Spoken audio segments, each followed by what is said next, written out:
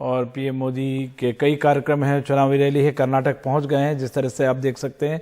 और ये जो बांदीपुर जो टाइगर रिजर्व है जहां उनकी सफारी शुरू हुई है, वो पहले भारतीय प्रधानमंत्री हैं जो बांदीपुर पहुंचे हैं और टाइगर की जो बाघों की गणना है उसका ऐलान करना है। और हम अपने चलते हैं अपने सहयोगी अखिलेश के पास। अखिलेश, पहले भी हम बातें कर रहे थे कि इस जो मिशन दक्षिण है इसके कई आयाम हैं। एक आयाम ये भी है कि जो पर्यावरण है, बाघ हैं, जो वाइल्ड लाइफ है, उसको भी बढ़ावा देना है। बहुत सारे अलायंसेस हो रहे हैं, टाइगर की गिनती के नई गिनती का ऐलान है। जिस तरह से आप संख्या भी पहले बता रहे थे कि किस तरह से 30% से 35% तक कई वाइल्ड लाइफ जो नंबर्स हैं उनके बढ़े हैं। जी हाँ, ये इस दृष्टि से काफी महत्वपूर्ण है कि वन जीव संरक्षण, उनकी सुरक्षा और उनका संवर्धन ये किस तरह से हो।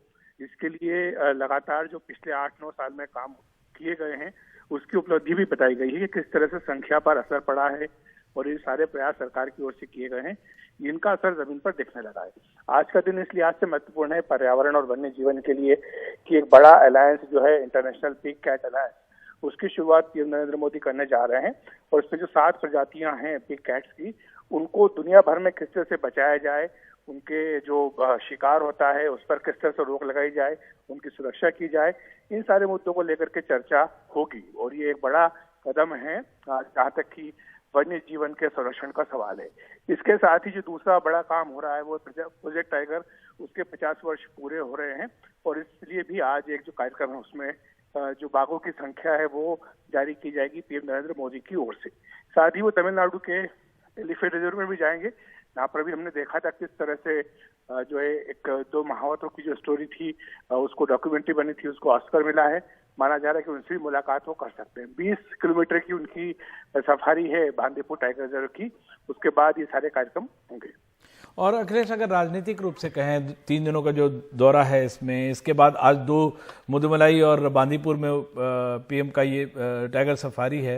राजनीतिक दौर पे देखें और इसके क्या पहलू हैं जिस पे आप रोशनी डाल सकते हैं? अभी आज पे मुख्यतः जो फोकस है वो पर्यावरण के ऊपर ही है, क्योंकि इसमें अभी राजनीति तो नहीं आ रही है। लेकिन हाँ, कल जो उनके कार्यक्रम थे तेलंगाना में और तमिलनाडु में, तेलंगाना के कार्यक्रम में खास तौर से उन्होंने जिस बात का जिक्र किया कि कुछ राज्य सरकारें हैं जो केंद्र सरकार से मदद मिलती है उसको रोकने का प्रयास करती हैं, तो इस सीधा निशाना जो वहाँ की बीआरएस सरकार है उसके ऊपर था।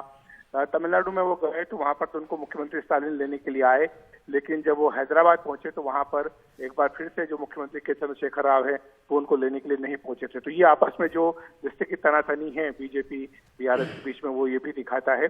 और कर्नाटक चूंकि वहां पर चुनाव का ऐलान हो चुका है, 10 मई को वहां पर मतदान होने जा रहा है। और अगर हम पिछले 4 महीनों की बात करें तो ये पीएम मोदी का 8वां दौरा है, तो ये अपने आप में ये भी दिखाता है कि किस तरह से वो कर्नाटक पर खास तौर से ध्यान दे रहे हैं। बिल्कुल अखिलेश, एक बारी और जरूर चाहेंगे कि हमारे दर्शक जो अभी जुड़े हैं, खासकर बांदीपुर टाइगर रिजर्व से तस्वीरें आ रही हैं, अगर जो अब वाइल्ड लाइफ का जो नंबर्स जो बढ़े हैं और बाघों की गणना का आज ऐलान भी करना है पीएम को, अगर उस पर आप उसके बारे में थोड़ा बताएं।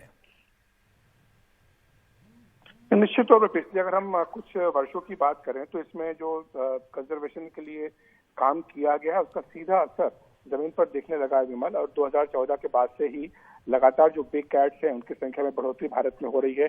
भारत में बाघों की संख्या जो उसमें 33% की बढ़ोतरी हुई है।